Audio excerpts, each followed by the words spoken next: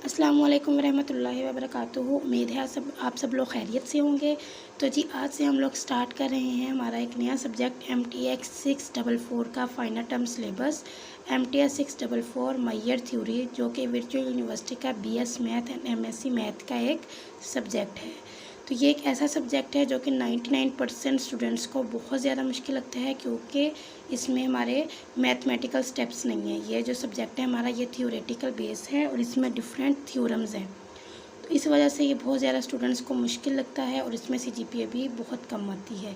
लेकिन virtual university में एक थियोरेटिकल सब्जेक्ट होने का एक बेनिफिट है, और वो ये है कि थियोरेटिकल सब्जेक्ट जो भी होता है, जैसा कि MTS 641 है, MTS 644, MTS 631, MTS 621, लाइक इस तरह के जितने भी सब्जेक्ट हैं उनके आपका MCQs का पार्ट बहुत ज़्यादा इजी होता है। वो कैसे इजी होता है कि जितने भी आपका ऑब्जेक्टिव पार्ट होता है, वो थ्योरम जो आपके पास जितने भी थ्योरम है उनके स्टेटमेंट से होते हैं। मतलब आपको थ्योरम्स प्रूव करने नहीं आते, तो जितने भी आपके सब्जेक्ट में इस बुक में थ्योरम्स हैं, आप उसकी स्टेटमेंट को अच्छे से रीड आउट कर लें। उसी जो स्टेटमेंट है थ्योरम की, उसी से आपका, इसीलिए आपने फर्स्ट में आपने इसकी थ्योरम्स की स्टेटमेंट को अच्छे से रीड करके जाना है इस सब्जेक्ट के। और सेकंड, आपने जितने भी इनके लेंथी थ्योरम्स हैं उनको टोटली स्किप करना है, क्योंकि हमारे पास जो वर्चुअल यूनिवर्सिटी में टाइम लिमिट होती है वो शॉर्ट होती है। तो टीचर्स हमेशा वो क्वेश्चंस देते हैं जो कि शॉर्ट होते हैं, ताकि स्टूडेंट्स को करने में मुश्किल ना हो और वो टाइम लिमिट में कंप्लीट भी हो जाए उनका पेपर। ठीक है, तो आपने लेंथी थ्योरम्स को स्किप करना है और हम जितने भी शॉर्ट प्रूफ वाले थ्योरम्स हैं उनको अच्छे से करेंगे। बाकी जो हमारे लेंथी थ्योरम्स हैं, लेंथी प्रूफ वाले थ्योरम्स हैं, उनके हम जस्ट स्टेटमेंट को रीड आउट करेंगे MCQs के लिए। तो MCQs के लिए हम जितने भी इनके ओवरऑल मैयर थ्योरी में जितने भी टॉपिक्स हैं उन सबको रीड आउट करेंगे MCQs के लिए। और इनके हम लोग प्रूफ मतलब सब्जेक्टिव पार्ट के लिए हम जस्ट इनके उन थ्योरम्स को देखेंगे जिनके प्रूफ ज़्यादा लेंथी नहीं है, जो जिनके पेपर में आने के 99 to 100% चांस हैं। तो चलिए स्टार्ट करते हैं मैयर थ्योरी। और अगर आपको मेरा ये लेक्चर अच्छा लगे तो आपसे रिक्वेस्ट है कि काइंडली मेरे चैनल को सब्सक्राइब करें, ताकि मुझे भी थोड़ी सी मोटिवेशन मिले। मेरे चैनल को सब्सक्राइब करें, लाइक करें, ठीक है। और चलिए जी स्टार्ट करते हैं मैयर थ्योरी। इसका फर्स्ट है टॉपिक नंबर 42। तो 41 तक आपका इसका मिड टर्म में सिलेबस था, और आज से हम इसका स्टार्ट कर रहे हैं फाइनल टर्म सिलेबस, जो कि टॉपिक नंबर 42 से स्टार्ट है। ठीक है, तो यहाँ से देखें, for any A subset R का is never equal to infinity, sorry empty set, ये एम्प्टी सेट नहीं होगा। And EI B family of part wise disjoint measurable set. Then अब इसका जो प्रूफ है टॉपिक नंबर 52 का, वो बहुत ज़्यादा लेंथी है, तो हम इसका प्रूफ को स्किप करेंगे।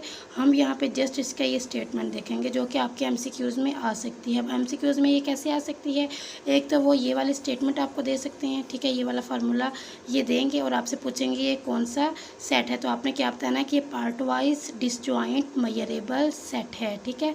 तो आप इस पर टिक लगाएंगे। और सेकेंड ये पूछ सकते हैं, वो आपको ये लेफ्ट हैंड साइड दे सकते हैं और आपको बोलेंगे कि राइट हैंड साइड इसकी क्या है। ये MCQs में आपके आ सकते हैं। तो देखें, आप मेजरेबल से इसको कहते हैं measurable A intersection union of EI, ये किसके इक्वल है कि आप यहाँ से M को स्टार्ट में लिख दें और ए इंटरसेक्शन EI। ये आपके पास टॉपिक नंबर 52 का थ्योरम है, और इसको आपने प्रूफ नहीं करना, जस्ट आपने इसमें क्या करना है, इसको देख लें, ठीक है। यहाँ पे A intersection union iota equal to 1 approaches to N EI, और यहाँ पे ये किसके इक्वल होगा कि आप ये यूनियन की जगह ये सम आ जाएगा, ठीक है। ये लिखने के बाद फिर M A इंटरसेक्शन EI, तो ये इसके इक्वल है। तो MCQs के लिए आप इसको देख लें, यहाँ से आपके दो MCQs बन सकते हैं, एक ये part wise disjoint measurable set, और एक ये कि अगर इसके लेफ्ट हैंड साइड वो देंगे तो इसकी राइट हैंड साइड क्या होगी, तो आपने इस पर टिक लगाना है।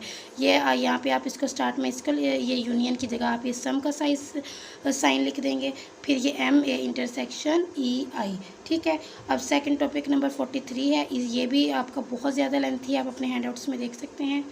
तो आप इसके प्रूफ को भी स्किप करेंगे। जस्ट आपने क्या करना है, इसकी स्टेटमेंट को देखें, class M of all measurable set is measurable and sigma algebra. तो जितने भी M है मेजरेबल सेट हैं आपके, वो क्या हैं, सिग्मा अलजबरा है। तो ये भी आपके MCQs में आ सकता है कि मेजरेबल सेट्स क्या होते हैं, सिग्मा अलजबरा होते हैं। अब एक और MCQs यहाँ से बन सकता है, इफ़ ई इज़ मयरेबल देन ई का कॉम्प्लीमेंट इज़ आल्सो मयरेबल। ये भी आपके एमसीक्यूज़ में आ सकता है कि अगर ई मयरेबल है तो ई कॉम्प्लीमेंट भी क्या होगा, मयरेबल होगा। तो ये आपके एमसीक्यूज़ में आ सकता है और यहाँ से ये आपके एमसीक्यूज़ में आ सकता है कि जितने भी मयरेबल सेट्स हैं वो क्या होते हैं, सिग्मा अलजेब्रा होते हैं। और एक ये आपका एमसीक्यूज़ है। अब टॉपिक नंबर 42 43 डन। अब इसके जस्ट आपने क्या करना है, थ्योरम्स की स्टेटमेंट को रीड आउट करना है जस्ट अपने एमसीक्यूज़ के लिए। इसके प्रूफ बहुत लेंथी हैं जो कि आपके पेपर में नहीं आ सकते। अब ये है टॉपिक नंबर 44। ये बहुत ज़्यादा इम्पोर्टेंट है और इसका प्रूफ भी बहुत इम्पोर्टेंट है, ये आपके पेपर में आ सकता है। ठीक है, तो यहाँ से अब आप देखें टॉपिक नंबर 44 है। Topic number 44, if F is measurable set. अगर एफ़ आपके पास क्या है, एक मयरेबल सेट है, तो आपने इस सिमेट्रिकल रिलेशन इसका मयरेबल लेना है। Then G is measurable. अब आपने देखें यहाँ पे दो फंक्शन है आपके पास, एक एफ़ है एक जी है। एक आपको गिवन है कि वो मयरेबल है, फिर आपने इस रिलेशन के थ्रू प्रूफ करना है कि जो आपके पास सेकंड सेट है वो भी मयरेबल है। मतलब फर्स्ट आपको गिवन है कि वो मयरेबल है, सेकंड आपने मयरेबल प्रूफ करना है। अब आपके देखें यहाँ पे मैंने दो सेट बनाए, जी एंड एफ़। अब यहाँ पे देखें ये जी है और ये एफ़ है, इनके बिटवीन ये जो स्पेस है ये क्या होगी, जी इंटरसेक्शन एफ़। मतलब जी इंटरसेक्शन एफ़ क्या होता है, जो दोनों में कॉमन होता है। तो ये स्पेस दोनों में कॉमन है, तो ये क्या है, जी इंटरसेक्शन एफ़। अब आप ये स्टेटमेंट क्या होगी, ये वाला, ये है जी माइनस एफ़। जी माइनस एफ़ किसको कहते हैं, जो जी में है और जो एफ़ में नहीं है, ये वो वाली जगह है।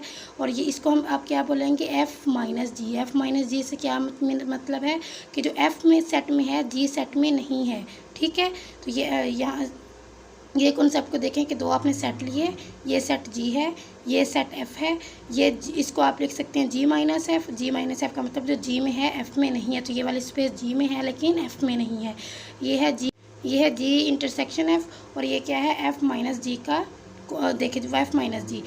अब आप इसको देखें, ये है एफ़ माइनस जी, तो आप इसको कैसे लिख सकते हैं, एफ़ माइनस जी का कॉम्प्लीमेंट। ये मैं आपको कॉन्सेप्ट बाद में देती हूँ, पहले हम यहाँ आते हैं। अब यहाँ पे देखें ये सिमेट्रिकल रिलेशन हमारे पास इक्वल है G minus F union F minus G. तो ये भी आपके एमसीक्यूज़ में आपसे पूछ सकते हैं कि ये किसके इक्वल होता है। तो आपने याद रखना है कि आप इसको किस फॉर्म में लिख सकते हैं, G minus F union F minus जी।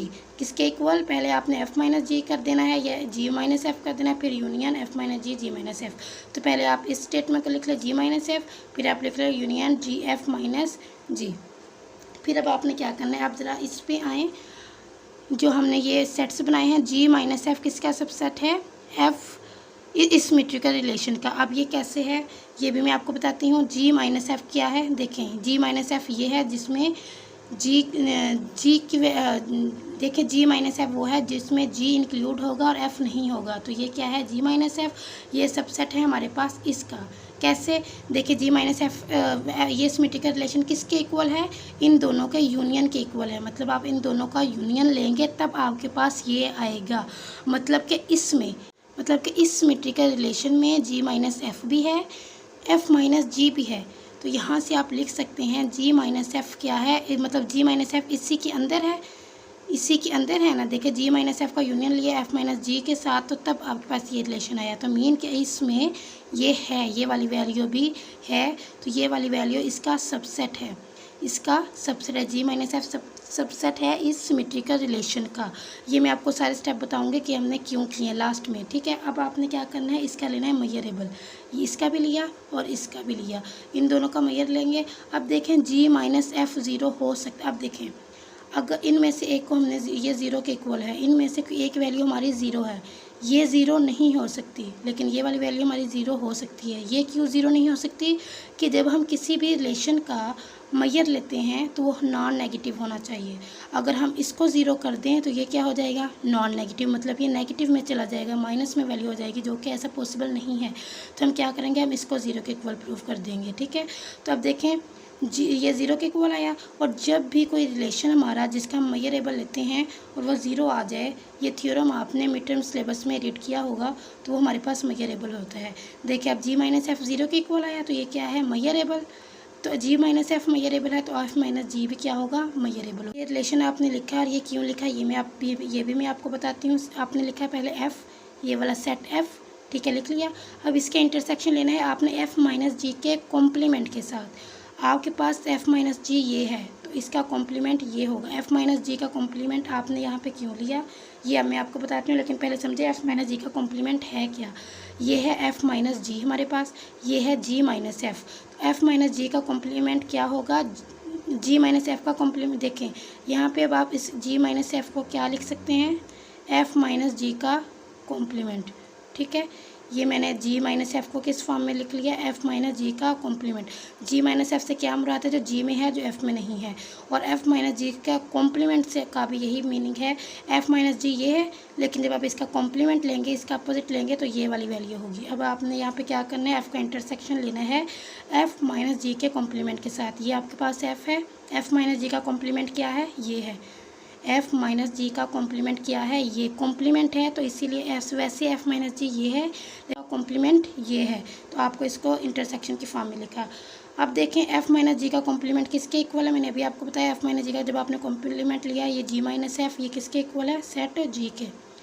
अब हमने ये statement I think mid term के सिलेबस में भी प्रूफ किया था, और ये फाइनल टर्म के सिलेबस में भी आएगा कि जब भी आप दो सेट का इंटरसेक्शन लेते हैं, मेजरेबल सेट का इंटरसेक्शन लेते हैं, तो वो भी आपके पास क्या होता है, मेजरेबल।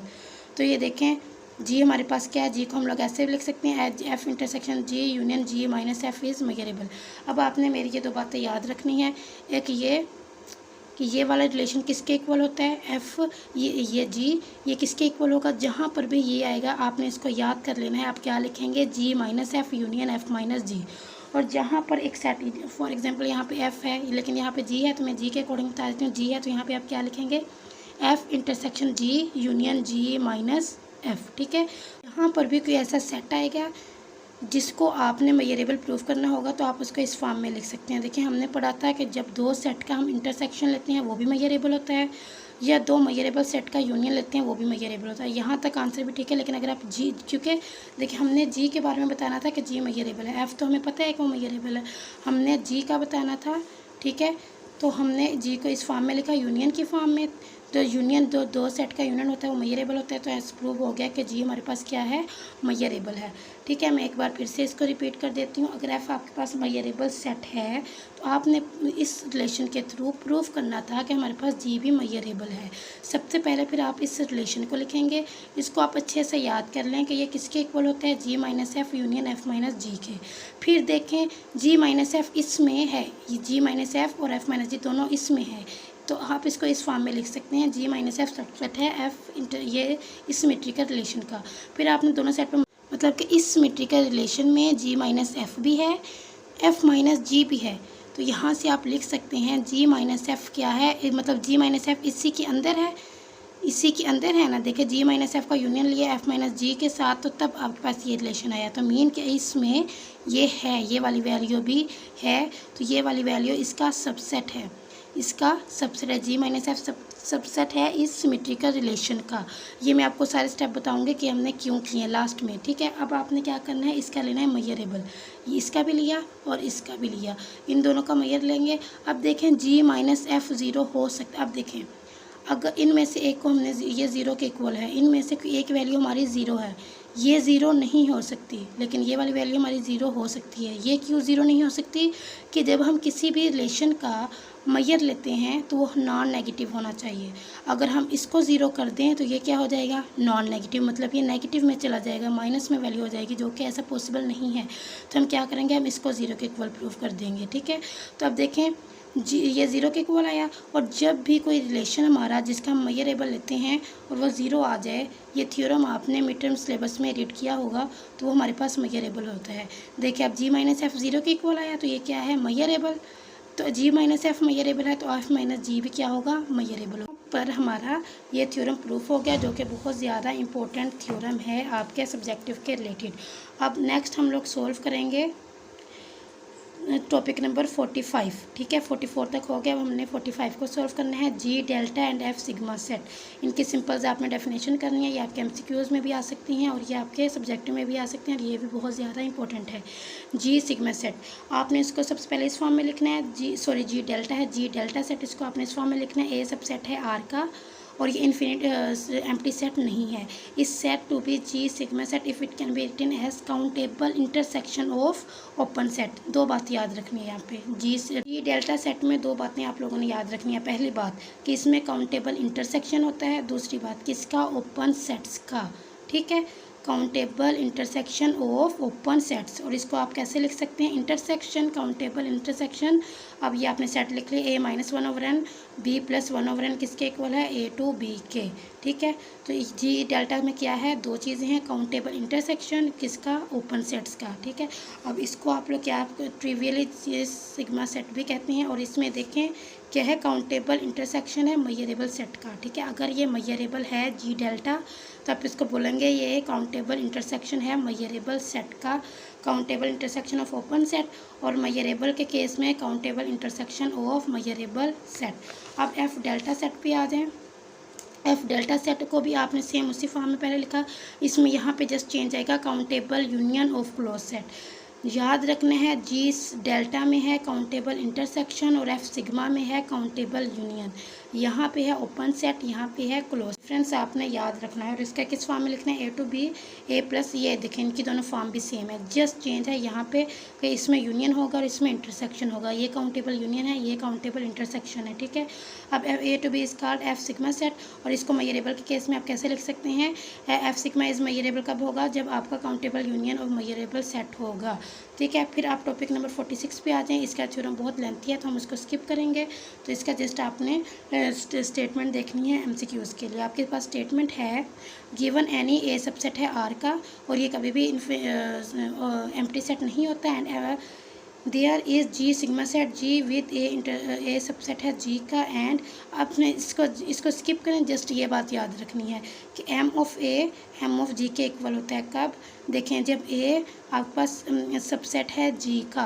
ठीक है, ए सबसेट है जी का और ये जी सिग्मा सेट है, तो आप इसको ऐसे लिख सकती हैं कि measurable A is equal to measurable G. ठीक है, ये आपके MCQs में आएगा। यहाँ पे ए इंट ये सबसेट है जी का, लेकिन जब आप इसका मेजरेबल लेंगे जी डेल्टा सेट में तो आप इसको किसके कैसे लिखेंगे, M A is equal to M G, मतलब कि measurable set of A and measurable of G. ठीक है, ये इक्वल का साइन आ जाएगा इनमें, जो कि आपके MCQs में आ सकता है, या ये आपको देंगे और ये आपको MCQs में पूछेंगे। अब इसमें ये आपको ये स्टेटमेंट देंगे, आपने इसको टिक लगाना है कि एक करेक्ट कौन सी है, या ये आपको देंगे और इसका बताना है कि इसका लेफ्ट हैंड साइड क्या है, तो आप ए सबसेट जी पे टिक लगाएंगे।